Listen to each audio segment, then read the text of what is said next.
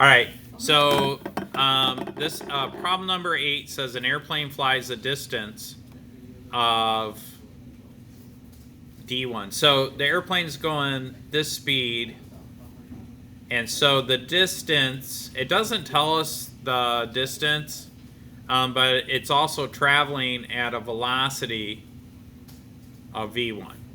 And then for whatever reason, maybe it slows down, maybe it speeds up, then it travels another velocity and another distance. So right here, it like changes the speed, right? The total time, we'll do gray. The total time for this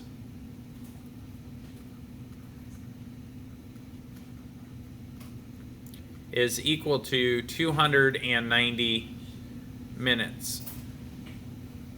Okay?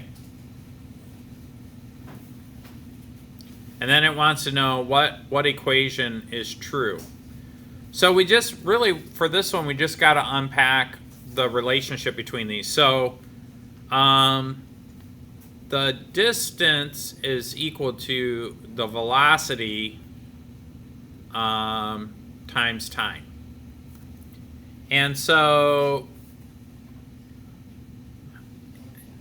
what we would consider is d1 plus d2 is equal to the total distance, right?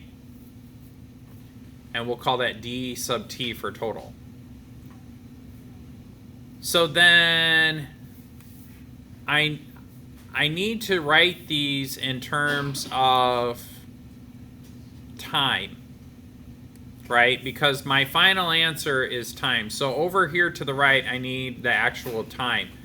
So what I need to do is I need to plug in and solve for time. So if I say d is equal to v over t, then that means I need to divide both sides by v.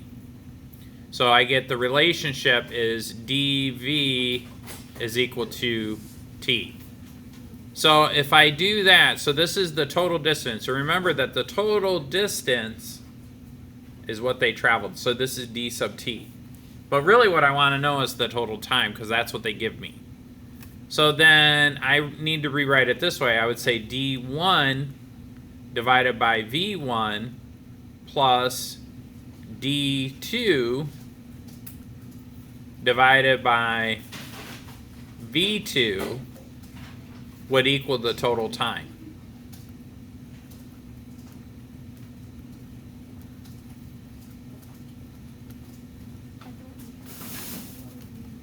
And so then it should be, is there one up there like that? d1 divided by d2. Yeah, so I think it's C.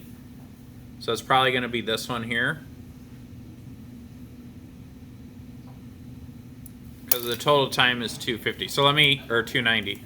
So let me just double check that real quick. Yeah, C is the correct answer. Man, I'm good.